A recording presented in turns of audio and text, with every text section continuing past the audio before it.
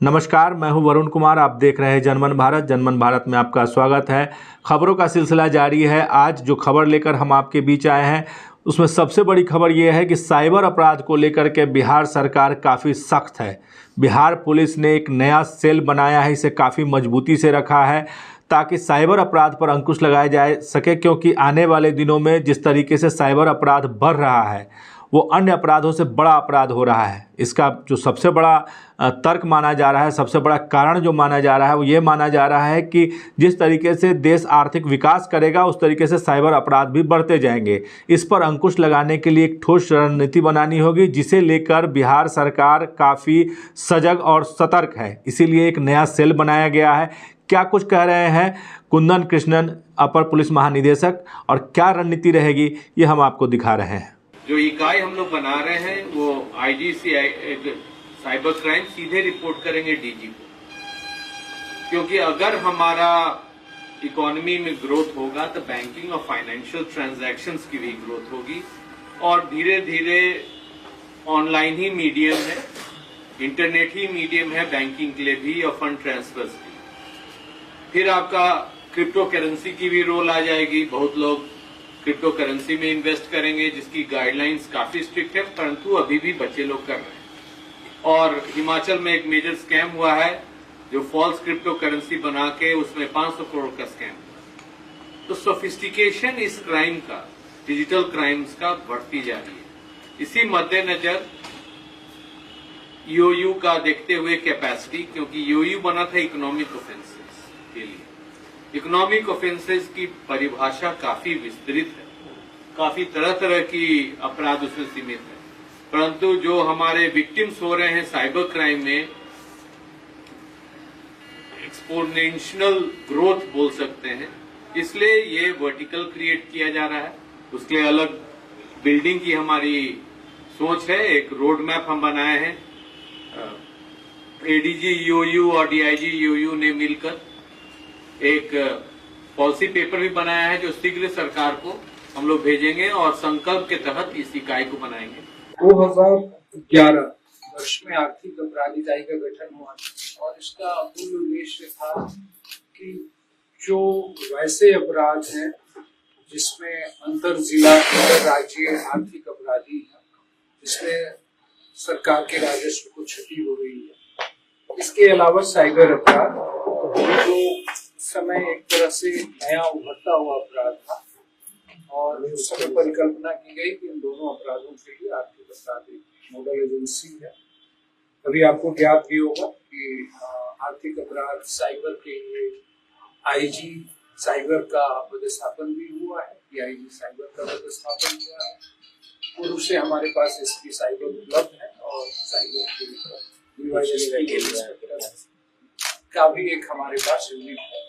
हमारे पास जब एनसीआरपी शाखा आरंभ हुई 1930, जो आप जानते हैं, और साइबर क्राइम .government.in जो पोर्टल है, इस पर किसी भी तरह के साइबर अपराध की शिकायत की जाती है। साइबर के अपराधों में जो अप्रत्याशित वृद्धि, जैसे अब आपको एक आंकड़ा दूंगा, 2021 से 2022 रिपोर्टिंग में 92% की वृद्धि हुई, 2022 से 2023 रिपोर्टिंग में 116% की वृद्धि हुई, और 2023 के बनिस्बत 2024 में लगभग 43% वृद्धि हुई। तो इसको देखते हुए 2023 में सरकार के द्वारा महत्वपूर्ण कदम उठाए गए। सबसे पहले आर्थिक अपराध इकाई में, जैसा कि सर ने बताया, 1930 हेल्पलाइन कॉल सेंटर, जिसको एनसीआरपी पोर्टल कॉल सेंटर होती है, उसकी स्थापना की गई। और फिर 2023 में 44 साइबर थानों को राज्य सरकार के द्वारा अधिसूचित किया गया था प्रत्येक पुलिस जिला के। अपराधों में जो अप्रत्याशित वृद्धि, जैसे अब आपको एक आंकड़ा दूंगा, 2021 से 2022 रिपोर्टिंग में 92% की वृद्धि हुई, 2022 से 2023 रिपोर्टिंग में 116% की वृद्धि हुई, और 2023 के बनिस्बत 2024 में लगभग 43% वृद्धि हुई। तो इसको देखते हुए 2023 में सरकार के द्वारा महत्वपूर्ण कदम उठाए गए। सबसे पहले आर्थिक अपराध इकाई में, जैसा कि सर ने बताया, 1930 हेल्पलाइन कॉल सेंटर, जिसको एनसीआरपी पोर्टल कॉल सेंटर होती है, उसकी स्थापना की गई। और फिर 2023 में 44 साइबर थानों को राज्य सरकार के द्वारा अधिसूचित किया गया था प्रत्येक पुलिस जिला के। इसके बाद हम लोगों को साइबर अपराध के ऊपर अंकुश लगाने में बहुत ज्यादा बल मिला। इसका मैं सिर्फ आंकड़ों में आपको बताऊंगा। फरवरी 2023 26 फरवरी 2023 को कॉल सेंटर क्रियाशील हुआ था आर्थिक अपराध इकाई में। उस समय बिहार राज्य पूरे भारत में सभी जितने भी आयोगों पर जो I4C मूल्यांकन करता है, चाहे वो कितने कॉल्स आपने रिसीव, आपने कितना राशि होल्ड करवाया, कितना उन कॉल्स को प्राथमिकी में कन्वर्ट किया गया और कितना पैसा रिफंड करवाया। तो फरवरी 2023 में 28 राज्यों में से हम लोग 24 या 25वें स्थान पे थे हर एक फाइल। उसके बाद इसका विश्लेषण किया गया। अभी हम लोग 5वें स्थान इस महीना पे रहे, लेकिन बीच में हम लोगों ने 2 महीने लगातार टॉप भी किया। जून में और अगस्त में हम लोग शीर्षार्थ थे। पूरे भारत में हम लोग ने सबसे ज्यादा राशि होल्ड करवाई। उसके बाद प्राथमिकी दर्ज करवाने का हम लोगों को रिपोर्ट होता है। बिहार 3रे स्थान पर है पूरे देश भर में। रिफंड करवाने में 12वें स्थान पर है। इसका मुख्य कारण ये है प्रत्येक राज्य में हाईकोर्ट की अलग अलग प्रैक्टिस। बहुत से राज्यों में हाईकोर्ट के द्वारा एडमिनिस्ट्रेटिव साइड पे ऑर्डर निकला है कि बिना प्राथमिकी दर्ज किए हुए भी आप विक्टिम को पैसा वापस करा सकते हैं पुलिस की एक्शन टेकन रिपोर्ट पे। तो एक अच्छा पहल हुआ है जैसे हिमाचल प्रदेश में, तमिलनाडु में, और यहाँ पर भी हम लोग प्रयासरत कि हम लोग माननीय उच्च न्यायालय से अनुरोध करके इस प्रकार का एक एडमिनिस्ट्रेटिव ऑर्डर निकालें। तो इस आयाम में भी फिर हम लोगों को बहुत सहयोग मिलेगा जो हम लोग राशि होल्ड करवाते हैं वापस विक्टिम्स को करवाने। उसके बाद जो हम लोगों ने 44 थाना शुरू हुए, उससे पहले लोगों को बहुत परेशानी हुई कहाँ पे साइबर अपराध मामले दर्ज होने हैं, और उसके बाद जो प्राथमिकियों की संख्या है वो भी अच्छी है, लोगों को मालूम है, जानकारी है, और इसके कारण जो साइबर अपराधियों के विरुद्ध गिरफ्तारी का अभियान है वो भी हम लोग लगातार चला रहे हैं। आर्थिक अपराध इकाई स्तर से हम लोग एक स्पेशल ऑपरेशन चलाते हैं साइबर क्राइम। जो हमारे पास NCRP का डेटा होता है बहुत ही विस्तृत डेटाबेस है। हम लोगों का अपना एक साइबर सर्विलांस टीम इस डेटाबेस को हम लोग एनालाइज करते हैं। इसमें एक पोर्टल है जिसको प्रतिदेव पोर्टल बोलते हैं। तो इसमें हम लोग देखते हैं कि जो NCRP पोर्टल पे नंबर रिपोर्ट होते हैं कि कौन से नंबर से हम लोगों को कॉल्स आ रही हैं। हम लोग उनको जियो लोकेशन देते हैं, जियो टैगिंग करते हैं। फिर जो उनमें से जो नंबर एक्टिव होते हैं उनको हम लोग मैप करते हैं गूगल मैप्स के ऊपर, और उसके बाद जो हमारी टीम्स हैं, जो साइबर थानों के जो जिला की टीम है, उनके सहयोग से वहां पर रेड्स की जाती है। जो ऑपरेशन साइबर प्रहार इस साल हम लोगों ने चलाना शुरू किया था, इसमें SP साइबर जो हमारे नोडल ऑफिसर हैं, इस साल ये इलेक्शंस के बाद हम लोगों ने कार्रवाई शुरू की थी। लगभग 120 अपराधी इस ऑपरेशन साइबर प्रहार में हमारे विश्लेषण के आधार पर गिरफ्तार हुए हैं, और लगभग 688 अपराधी साइबर थाना ने जो अपना विश्लेषण किया, क्योंकि उनको NCRP पोर्टल का डाटा एक्सेस होता है, उन्होंने अपनी इनिशिएटिव पे साइबर अपराधियों को गिरफ्तारी की। एक बहुत बड़ा जो अब हम लोगों के लिए चैलेंज बनता जा रहा है सोशल मीडिया। जब लोकसभा का चुनाव था 2024 में, तो निर्वाचन आयोग और सरकार का काफी इसके ऊपर एक कंसर्न भी था डिस इन्फॉर्मेशन को लेकर और फेक न्यूज को लेकर। उसके बाद हम लोगों ने आर्थिक अपराध इकाई में अप्रैल 2024 में सोशल मीडिया पेट्रोलिंग यूनिट की स्थापना की। इसके बाद हम लोग लगातार 24/7 हमारा यूनिट चलता है। इस यूनिट के द्वारा अब तक 419 शिकायतें, इस प्रकार की पोस्ट, इस प्रकार के वेब पेजेस को आइडेंटिफाई किया है जहाँ पर आपत्तिजनक सूचनाएं, भ्रामक सूचनाएं, फेक न्यूज, ये सब हम लोगों ने साइबर स्पेस की पेट्रोलिंग के क्रम में पाए थे। इनमें से तकरीबन 205 आपत्तिजनक पोस्टों को टेक डाउन करवाया गया है, 4 वेब पेजेस को हम लोगों ने ब्लॉक करवाया है, और राज्य भर में विभिन्न थाना में, साइबर थाना में 40 प्राथमिकियां हम लोगों ने दर्ज करवाई। साइबर जागरूकता को लेकर हम लोग लगातार प्रयत्नशील रहते हैं। हम लोग उन cyber awareness weeks, cyber awareness days और बहुत से विभिन्न कैंपेन्स, चाहे सोनपुर मेला हो, जहाँ पर भी हम लोगों को फुटफॉल्स मिलते हैं, हम लोग वहां पे करवाते हैं। और आर्थिक अपराध इकाई साइबर प्रशिक्षण के मामले में भी बिहार राज्य स्तर की नोडल इकाई है। इसके अलावा अभी एक बहुत बड़ा, आप सभी जानते हैं कि डिजिटल अरेस्ट को लेकर एक बहुत बड़ा एक कंसर्न है सभी का। तो अभी तक हम लोगों के यहाँ पे तकरीबन 301 रिपोर्ट बिहार राज्य में डिजिटल अरेस्ट की हम लोगों को प्रतिवेदित हुई, जिसपे नेसेसरी नहीं है कि हर एक जगह से पैसा गया हो, लेकिन तकरीबन 10 करोड़ की राशि का गबन हुआ।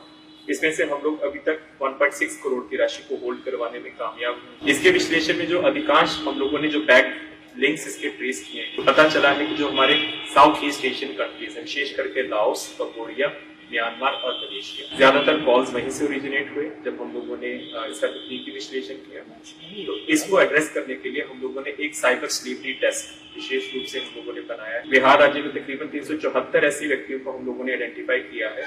प्रोटेक्टर ऑफ इमिग्रेंट ऑफिस, जो कि RTO कार्यालय पटना में के साथ ही चलता है, जो लोग इन साउथ ईस्ट एशियन कंट्रीज में पासपोर्ट पर गए, वीजा लेकर गए, लेकिन अभी तक लौटे नहीं, हम लोगों ने विशेष अभियान चलाकर उनका सत्यापन करवाया उनके घर वालों से संपर्क किया। कुछ लोगों ने बताया कि हमारे वहाँ पे लोग काम कर रहे हैं, कोई दिक्कत नहीं है, लेकिन बहुत से लोगों ने बताया कि हाँ वो वहाँ पे फंसे हुए हैं। उनकी लिखित सूची तैयार करके I4C के साथ हम लोगों ने साझा किया, पासपोर्ट डिटेल्स प्राप्त किए और 8 ऐसे ट्रैवल एजेंट्स को, जिसमें 2 बिहार बेस्ड हैं और 6 अन्य राज्यों में बेस्ड हैं, ज्यादातर दिल्ली NCR में बेस्ड है, वो आइडेंटिफाई किया, जिनके माध्यम से ये लोग गए। क्योंकि ये मामला फॉरेन कंट्रीज के साथ संबंधित है, सब डाटाबेस जो भी हम लोगों ने अपना सत्यापन करवाया है और जो भी हम लोगों ने सूचना डेवलप की है, हम लोगों ने सारी सूचना I4C गृह मंत्रालय के माध्यम से NIA के साथ हम लोगों ने शेयर किया ताकि कानूनी की कार्रवाई किया जा सके, इनको रेस्क्यू करवाया जा सके।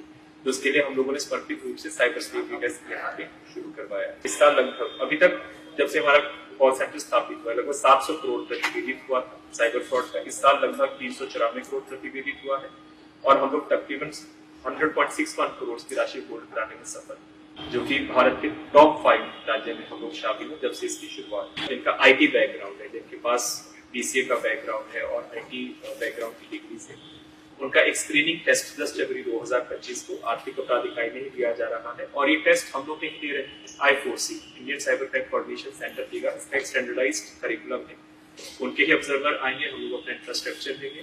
उस टेस्ट में जो भी रिटन परीक्षा में और जो कंप्यूटर परीक्षा है उसमें जो पास होते हैं, उसके बाद फिर उनको सिलेक्ट किया जाता है और फिर I4C के द्वारा विभिन्न IITs, NITs इन सभी को चिन्हित किया गया है, वहां पे इनको राज्य सरकार की तरफ से भेजा जाएगा और 6 से 9 महीने का इनका प्रशिक्षण करवाया जाएगा। जो अभी पोस्ट तो अभी फिलहाल 24 दिसंबर को स्वीकृत हुआ है, अतिरिक्त जो पोस्ट स्वीकृत हुआ है और वरीय पुलिस अधीक्षक उनसे हम लोगों ने प्रस्ताव मांगा है कि किस प्रकार की जो रिस्ट्रिक्शन रखना चाहते हैं उनके, जैसे वहां से प्रस्ताव हम लोग राज्य सरकार को उचित माध्यम से समर्पित कर देंगे।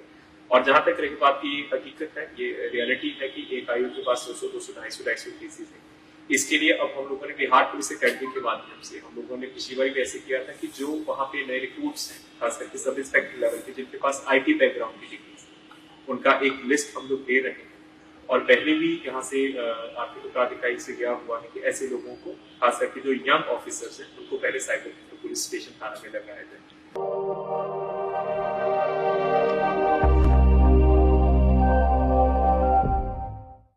पढ़ाई वही जो नौकरी दिलाए, इसीलिए Doon institute of nursing and paramedical sciences लाए हैं मेडिकल फील्ड से जुड़कर आगे बढ़ने का मौका। BSc nursing, GNM, ANM courses के साथ प्लेसमेंट असिस्टेंस और हॉस्टल एंड बस फैसिलिटी उपलब्ध। SKMCH मेडिकल कॉलेज और सदर अस्पताल में ट्रेनिंग और बिहार स्टूडेंट क्रेडिट कार्ड के द्वारा 4 लाख तक के लोन की सुविधा भी। विजिट NH22 फकुली चौक के नजदीक मुजफ्फरपुर।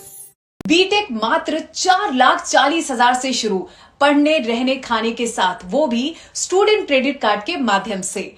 MBBS करे रशिया से मात्र 13 लाख रुपए में, GNM करे मात्र 4,50,000 रुपए में स्टूडेंट क्रेडिट कार्ड के माध्यम से, B फार्मा करे 4,20,000 रुपए में स्टूडेंट क्रेडिट कार्ड के माध्यम से, हॉस्पिटल मैनेजमेंट करे 4 लाख रुपए में, वो भी बिहार स्टूडेंट क्रेडिट कार्ड के माध्यम से। पढ़ने रहने खाने के साथ BPT करे मात्र 3 लाख रुपए में, वो भी बिहार स्टूडेंट क्रेडिट कार्ड के माध्यम से। आप ये सारे पैसे इंस्टॉलमेंट में दे सकते हैं और अधिक जानकारी के लिए अप्लाई नाउ पे क्लिक करें। Shri Parshuram education and placement service private limited, central bank building, Kalambagh Chowk, Muzaffarpur, Bihar. हमारा कॉन्टेक्ट नंबर है 7004165687।